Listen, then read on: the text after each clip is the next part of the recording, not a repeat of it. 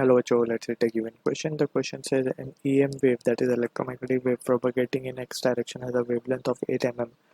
The electric field vibrating in Y direction has maximum magnitude of 60 volt per meter. We need to choose the correct equations for electric field and magnetic field if the EM wave is propagating in vacuum. Option A given है EY equals to 60 sin pi by 4 10 raised to 3x minus 3 into 10 raised to 8t J cap volt per meter. B given है, that is along Z 2 sin pi by 4 10 raised to 3x minus 3 into 10 raised to 8t K cap Tesla. Option B given है EY equals to 60 sin pi by 4 10 raised to 3x minus 3 into 10 raised to 8t J cap volt per meter. BZ equals to 2 into 10 raised to minus 7 sin pi by 4 10 raised to 3x minus 3 into 10 raised to 8t K cap Tesla. Option C given है EY equals to 2 into 10 raised to 7 sin pi by 4 10 raised to 3x minus 3 into 10 raised to 8t joule J volt per meter. BZ equals to 60 sin pi by 4 10 raised to 3x minus 3 into 10 raised to 8t K cap Tesla. Option D given है EY equals to 2 into 10 raised to minus 7 sin pi by 4 10 raised to 4x minus 4 into 10 raised to 8t J cap volt per meter. BZ is 60 sin pi by 4 10 raised to 4x minus 4 into 10 raised to 8t K cap Tesla. So to understand this question, we need to have an idea regarding the concept of electromagnetic wave propagation. So EM wave propagation की हम बात जब करते हैं, so basically it is given by E bar cross B bar. हमें पता है electromagnetic wave is nothing but the vibration of electric field vector and magnetic field vector. ठीक है, so E cross B जब हम करते हैं, so that give us the direction. तो इससे हमें क्या मिलता है, डायरेक्शन ऑफ इलेक्ट्रोमैग्नेटिक वेव मिलता है हमें. ठीक है, अगर हम मान लें कि लेट सपोज वी हैव कुछ इस तरीके से, अगर हम प्लेन डिफाइन कर दें, ये जेड एक्सिस है, लेट से हमारा ये एक्स एक्सिस है and this is our y axis, और एक्स एक्सिस के वी कैन सी के इलेक्ट्रिक फील्ड वेक्टर का जो डायरेक्शन है वो परपेंडिकुलर है. परपेंडिकुलर तो दोनों ही होंगे प्रोपोगेशन के डायरेक्शन को. ये हमने इलेक्ट्रिक फील्ड का डायरेक्शन मान लिया अलोंग एक्स, यानी कि electric field vector along x vibrate कर रहा है एंड अलोंग वाई जो है मैग्नेटिक फील्ड वेक्टर वाइब्रेट कर रहा है. सो जब हम ई क्रॉस बी करेंगे, so that will be giving us the direction of wave propagation, यानी इलेक्ट्रोमैग्नेटिक वेव किस डायरेक्शन में चल रहा होगा, जेड एक्सिस की तरफ. ई क्रॉस बी हम करके भी देख सकते हैं, तो thumb will point in the direction of Z only. So ये basic understanding we need to have, right. अब यहाँ पे अपार्ट फ्रॉम दिस हम थोड़ा सा जनरलाइज कर रहे हैं चीज़ों को. तो अगर हम जनरल एक्सप्रेशन लिखें इलेक्ट्रिक फील्ड वेक्टर के लिए, या फिर वेव की general progressive wave for in terms of electric field, we can write it as to be E equals to E naught sin kx minus omega t या omega t minus kx, किसी भी तरीके से हम इसको लिख सकते हैं, राइट. ऑल्सो इसको एक लिखने का तरीका होता है. अब मैग्नेटिक फील्ड भी इसी टर्म्स में लिखी जा सकती है, B equals to B naught, और rest of the term will remain the same, क्योंकि हम देख सकते हैं कि फेज में चल रही है मैग्नेटिक फील्ड और इलेक्ट्रिक फील्ड. ठीक है, तो फिलहाल हम इलेक्ट्रिक फील्ड को लेकर समझ रहे हैं चीज़ों को.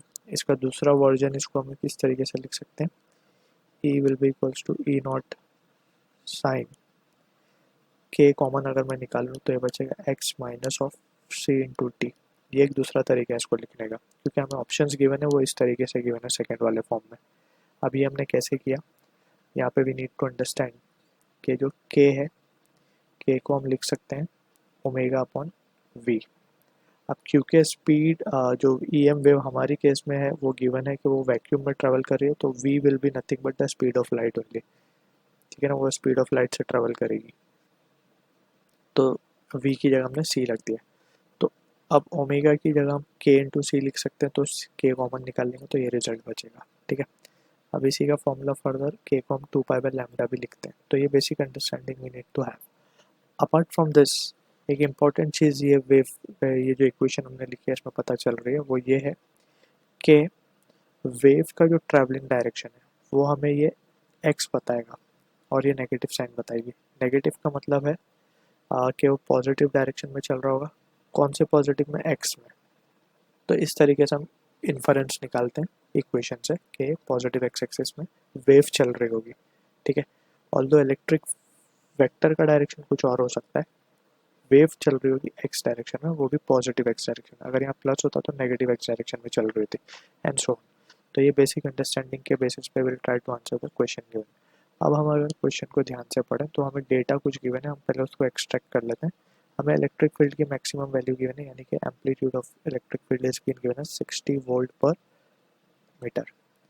अब इलेक्ट्रिक फील्ड तो पता चल गई, अब हमें मैग्नेटिक फील्ड भी निकालनी होगी, तो मैग्नेटिक फील्ड भी निकाल लेते हैं। By Maxwell equation we know, Maxwell ने हमें एक रिलेशन दिया था, that is E naught, that is peak value of electric field upon peak value of magnetic field is nothing but the speed of light, that is C, ठीक है। by Maxwell equation we can have this, so we can say therefore B naught will be equals to E naught upon C।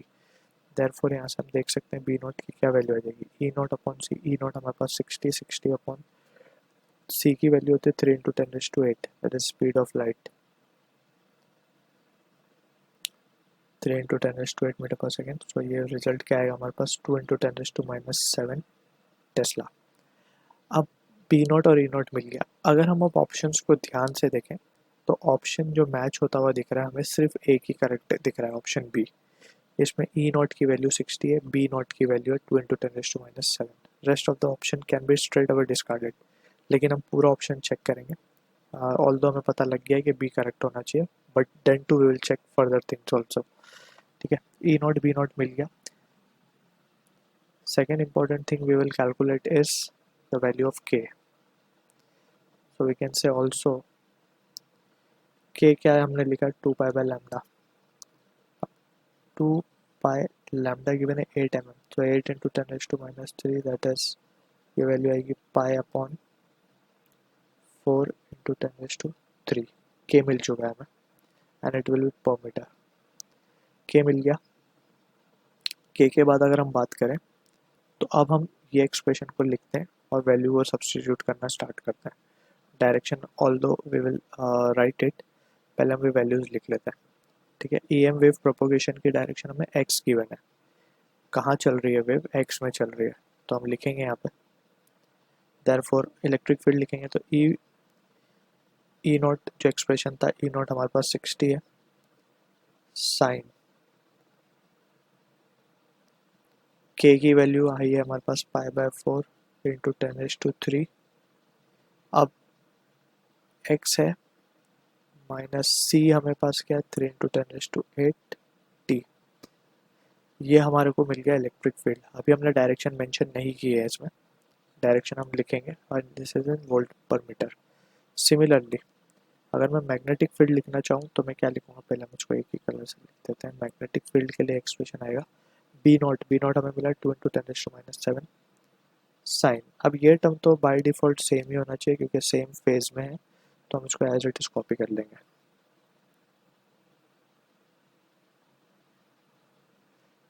And this will be in Tesla. अच्छा, एक चीज़ अब हमें समझ में आ रही है कि फेज सेम है, यहाँ पे पॉजिटिव एक्स डायरेक्शन में चल रही है वेव, जो कि गिवन भी और इक्वेशन से भी दिख रहा है।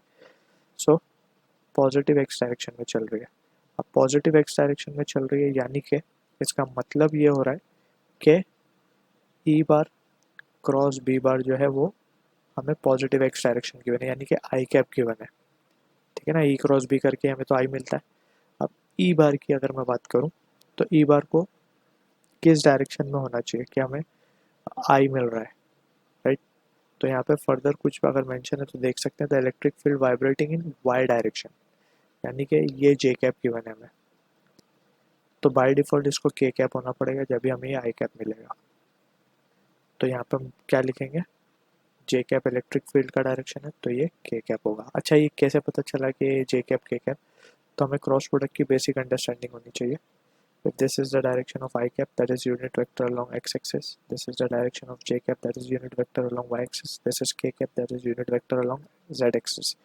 अगर हम एक ही साइकिल के फ्लो में चलें, that is in the clockwise direction, तो हम क्या देख सकते हैं, I क्रॉस k को हम लिख सकते हैं, I cross j will be can be written as k cap।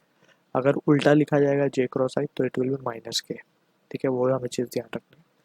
Similarly J cross के को हम लिख सकते हैं आई कैप, अगर के क्रॉस जे लिखाएगा तो minus I cap and so forth we can write K cross I will be J, इस तरीके से। तो यहाँ पे हमें जे ये गिवन आई है तो इसको बाय डिफ़ॉल्ट के होना पड़ेगा। सो अगर हम अब ऑप्शंस को क्लियरली देख लेते हैं तो जैसे हमने डिस्कस किया बी करेक्ट होगा आंसर और ये परफेक्ट मैच हो रहा है। ऑल्सो यहाँ पे हम देख सकते हैं कि ई के सफिक्स में वाई लिखा है, यानी कि इलेक्ट्रिक फील्ड जो है वो वाई में वाइब्रेट कर रहा है, तो हम यहाँ पे वाई भी लगा सकते हैं और ये जो है जेड में करेगा तो इधर जेड लगा देंगे। सो बी करेक्ट होगा answer for this question. I hope you understood the solution. All the best.